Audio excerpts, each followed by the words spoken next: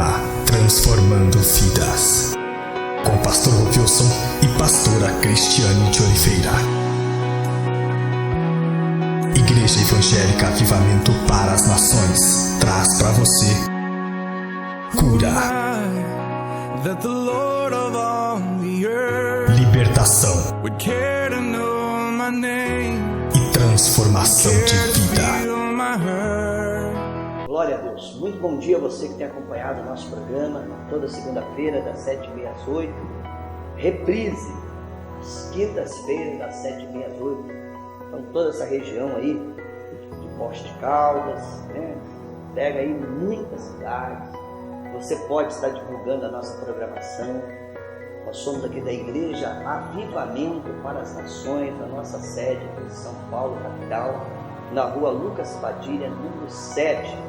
É conhecida essa região, Butantã, tá? Nós estamos bem próximos da USP, então fácil, né, de chegar. Se você vier a São Paulo, quer conhecer a nossa igreja, conhecer o nosso ministério, então vindo aqui pela Raposo Tavares, antes de chegar ali na Leroy Merlin, você desce em direção ao Jardim Esther. Então nós estamos aqui bem próximo, né, da USP, então é fácil. Próximo também o metrô do Butantã, não tem problema nenhum. Você que quer conhecer o nosso ministério, você dessa região, que tem ouvido, né, não somente os irmãos pregarem, né, toda semana tem um grupo de irmãos que estão indo a Poços de Caldas, Cabo Verde, Campos Gerais, Muzambinho, tem levado a palavra de Deus, e você também tem assistido a nossa programação e quer conhecer o nosso ministério. Nós temos um ministério que trabalhamos com criança, adolescente, jovem, com usuários de droga. Nós trabalhamos em várias favelas aqui em São Paulo. E você também quer conhecer, né? Talvez, eu quero conhecer, quero ver como é o trabalho de vocês dentro das favelas. Entre em contato conosco. Você pode estar fazendo aí um estágio. Muitos pastores têm falado conosco quando a gente tem ido a essa cidade. Nós gostaríamos de fazer um estágio. Pode vir. Bom, então seja bem-vindo. Igreja Avivamento para as Nações. Estamos aí na cidade de Poços de Caldas, aí no Kennedy 2, tá? Tem no rodapé o endereço certinho. Pode fazer aí uma visita. Então, você que é de outra igreja, fique ajudando o seu pastor, bom? Ajuda o seu pastor. Nós não estamos chamando ninguém de outra igreja. Nosso ministério é um ministério de ficar chamando pessoas de outra igreja, porque o Senhor não chamou a gente para isso. Nós queremos trabalhar mesmo com pessoas que ainda não estão no caminho do Senhor Jesus Cristo, usuários de droga, pessoas que estão em religiões que não levam a Deus. Então tudo isso é o nosso ministério. Pessoas que não estão no caminho do Senhor Jesus. E se porventura você está desviado do caminho do Senhor Jesus Cristo, aí sim, a partir do momento que você está desviado, você pode entrar em contato conosco. Agora você que tem aí sua igreja prega que Jesus Cristo é o Senhor, que Ele é o caminho, a verdade e a vida, que prega que você também deve dar fruto, fazer a obra de Deus, fique ajudando o seu pastor. Bom, fica aí. Deus te chamou para isso, lute pela sua igreja, não fica aí falando mal da sua igreja, lute para que a sua igreja venha melhorar cada vez mais. Acho que a melhor maneira de nós estarmos servindo o Senhor, adorando o Senhor, agradando o Senhor, não é questionando dentro da igreja. Toda igreja tem problema. E nós não estamos ali para ficar resolvendo, nós estamos ali para, né, ajudar um ao outro. Por exemplo, se você vê problema na mocidade, por que você não se coloca aí para ser um grande líder? Se você vê problema aí com os homens, por que você não se coloca para ser um grande líder? Isso, foi para isso que o Senhor nos chamou. É isso que é o entendimento que nós deveríamos ter. Tá bom? Então nós não queremos mesmo de outra igreja, não. Fica na sua igreja servindo. Eu na cidade de Poços de Caldas, mesmo nessa região, eu conheço dezenas e centenas de pessoas. O objetivo nosso de ter igreja em Poços de Caldas não é ficar aliciando pessoas de outra igreja. Fica aí na sua igreja. Nós queremos pessoas que não têm Jesus. Foi para isso que o Senhor nos chamou. Tá bom, meu amado? Então, Deus esteja aí abençoando grandemente a sua vida. Pode estar acompanhando o nosso programa, divulgando o nosso programa, né? Toda segunda e também quinta-feira. A semana passada nós estávamos falando sobre o ministério de Paulo e Silas. Eles confrontaram aquela moça que tinha um espírito de adivinhação. E nós frisamos muito bem, porque no meio evangélico, esse espírito de adivinhação, para quem não tem discernimento, parece revelação. Parece revelação. Ah, mas como que a pessoa sabe o que vai acontecer? Não é que sabe, é que o diabo já preparou para fazer aquilo. Já preparou para fazer aquilo. Então, quando, por exemplo, nós confrontamos isso, aquilo que o diabo ia fazer, ele não tem poder para fazer mais. Então nós temos que tomar cuidado, porque quem não tem discernimento, é novo no caminho do Senhor, não conhece a palavra, esse espírito de adivinhação se manifesta e nós não sabemos o que é. Então veja bem, aquela moça dizia, olha, eles são servos do Deus Altíssimo. O diabo sabe disso? Claro que ele sabe. Ele sabe que nós que estamos servindo Jesus, nós somos servos do Deus Altíssimo? Claro que sabe. Ela também falou, eles pregam o caminho da salvação. O diabo também sabe que nós pregamos? Claro que sabe. Então aparentemente parecia uma irmãzinha nossa. E às vezes até brinco na igreja quando eu prego. Se é uma pessoa que não tem discernimento, eu ia cumprimentar aquela irmãzinha. Paz, seja bem-vinda. Mas na realidade era um espírito de adivinhação. Então pelo fato de Paulo e Silas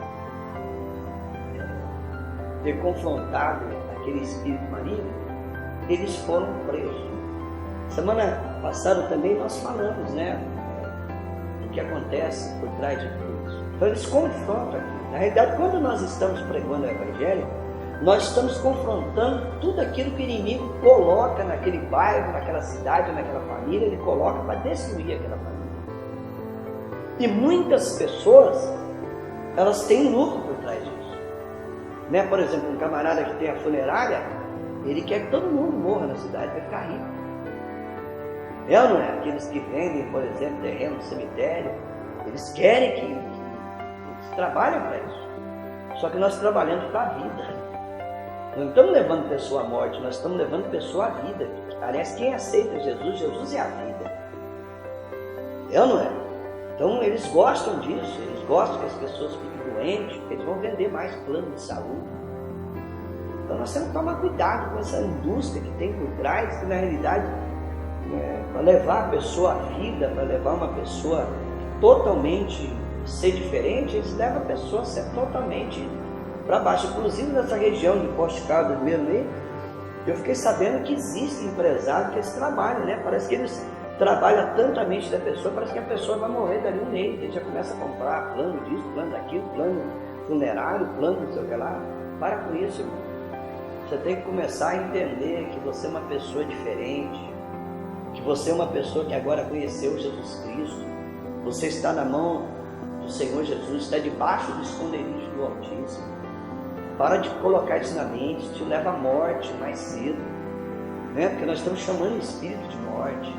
Cuidado com essas coisas. Então aqui Paulo e Silas confrontam esse demônio. Então quando eles confrontam esse demônio, quem ganhava, quem lucrava com esse demônio, eles ficaram indignados. Bateram, né? Eles incitaram aquela população a ir contra Paulo e Silas. Bateram em Paulo e Silas, levaram Paulo e Silas à prisão. Eles conseguiram também trabalhar na mente das autoridades para levar Paulo e Silas à prisão.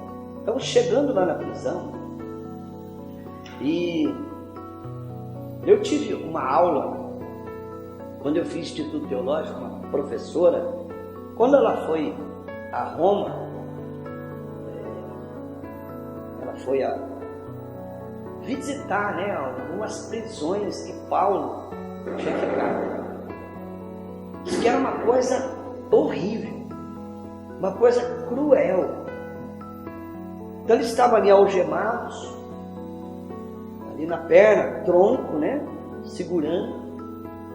Quer dizer, eles não faziam mal a ninguém. mas estavam ali sendo escoltados por soldados. E sabe qual foi a atitude de Paulo e Silas? Não foi de reclamar, não foi de murmurar, não foi de praguejar. Existem muitas pessoas dentro das igrejas consideradas crentes, evangélicas, qualquer coisinha está murmurando. Parece que Jesus é o problema, né? Agora aceitei Jesus, parece que ele é o problema. Quer dizer, o motor do carro funde, o problema é Jesus. Deu um problema lá no dentista, é Jesus. Deu outro problema, é Jesus. Eu quero dizer para você que Jesus não é problema, não. Jesus é a solução. Entenda bem isso. E quando nós partimos para isso, nós estamos praguejando, nós estamos murmurando, nós estamos reclamando, e isso vai trazer consequências terríveis para a nossa vida. É fácil nós entendermos isso.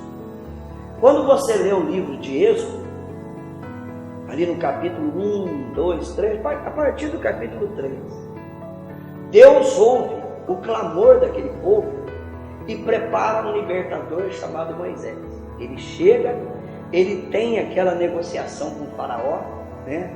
E você sabe, as 10 pragas, a hora que ele sai daquilo, que comemora a Páscoa, que é a liberdade, ou seja, Páscoa, liberdade, eles saíram do Egito. Então aquele povo sai do Egito em direção a uma terra que manava leite e mel. E quando a Bíblia fala de leite e mel, é uma terra de prosperidade. Então Deus iria dar um assentamento, eles teriam uma nação. Então eles iam gastar aproximadamente 20 dias para chegar naquele local. Pelo fato deles murmurarem, chegar num determinado tempo, eles começaram a murmurar. Parece que Deus era o culpado, né, deles terem saído do Egito. Deus era o culpado deles estarem ali no deserto. Deus manda maná. Deus manda depois carne através daquelas árvores. Deus leva eles tomarem água, sair água da rocha. Deus abriu o mar vermelho. Deus fez milagres tremendos. E sempre eles reclamam. Existem pessoas dentro da igreja que eles vão ficar muitos anos sem ter nada. Aposto quanto tempo demora para eu receber a Deus. É o tempo que você vai levar para parar de reclamar, de murmurar, de praguejar. Quando você parar de reclamar e começar a clamar o Senhor, pode ter certeza que a bênção Deus já preparou. Deus não vai preparar, não. Deus já preparou, porque a promessa de Deus Ele vai preparar ou já está aqui? A promessa já está. Ele já preparou, está tudo aqui, está tudo na palavra.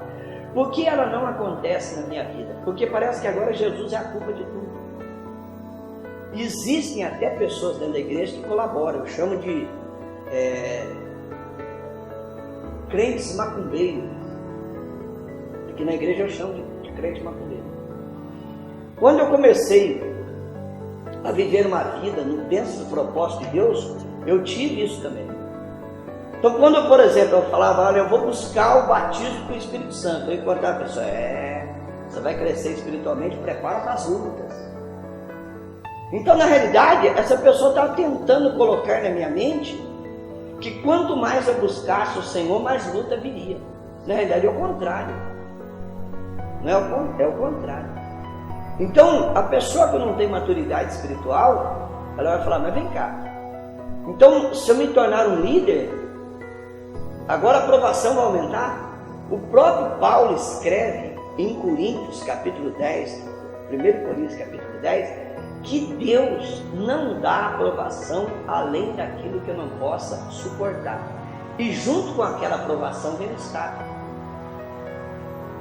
Então quando, por exemplo, eu decidi vir para São Paulo para estudar, várias pessoas dizendo, não vai. Teve pessoas que falaram assim, quando você for para lá, no período que você estiver estudando, a tua família vai morrer. Olha bem, você é espírita, né? Espírita evangélico. Mas graças a Deus que eu não confiei nessas bobagens. Eu confiava sempre na palavra do Senhor. Então existem pessoas que ficam dentro da igreja fazendo essas bobagens. Ah, o pneu do carro furou. Não é luta, não. O pneu de carro fura, do ímpio também fura. Não é?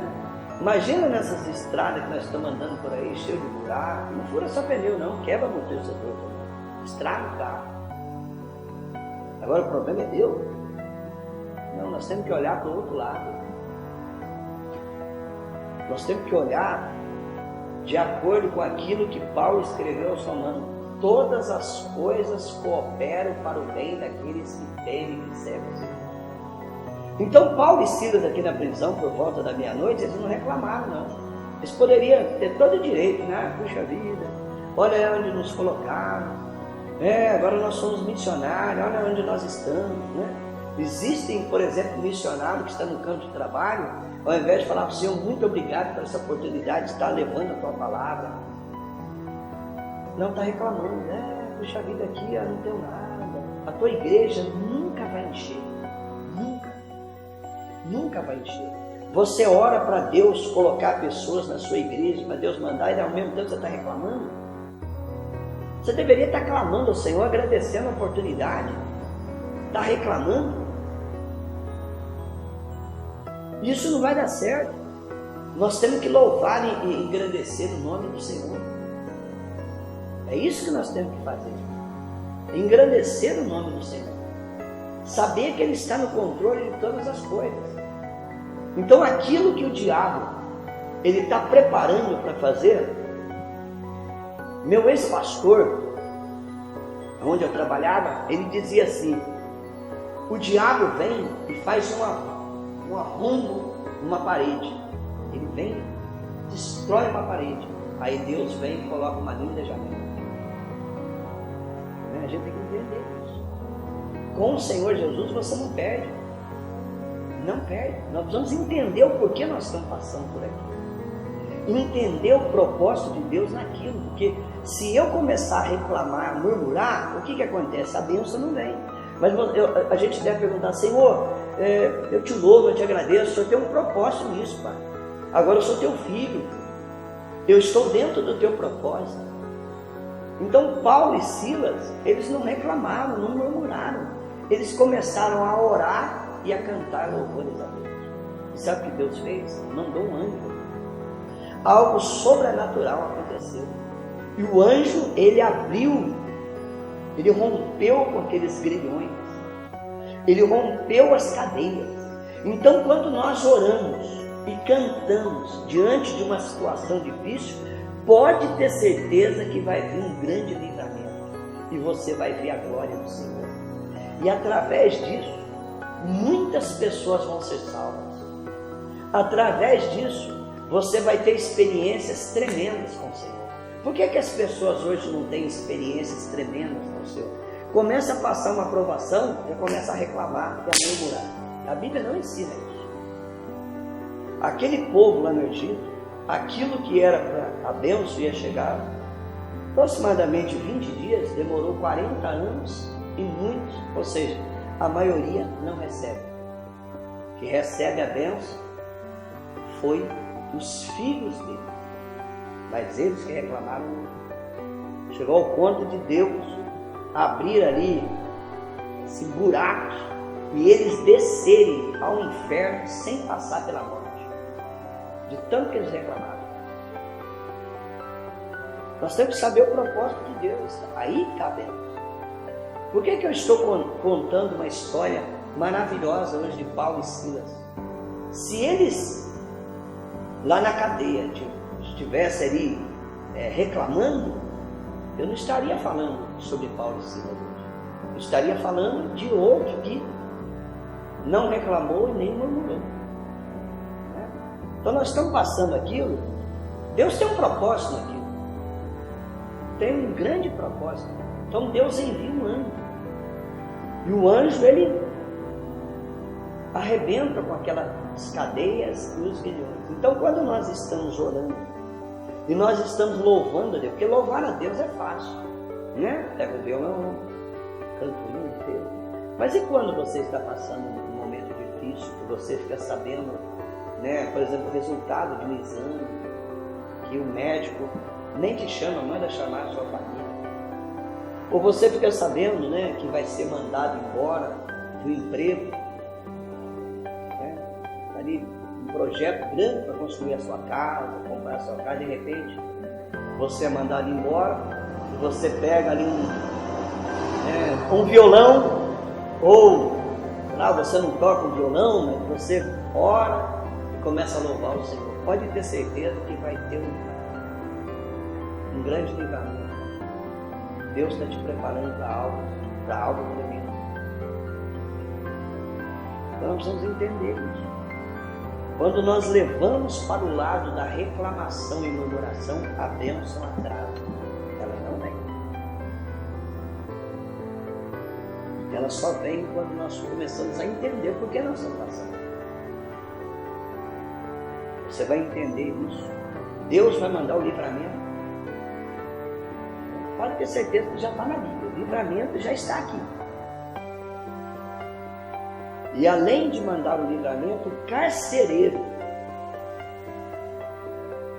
ele viu aquilo. Ele queria morrer.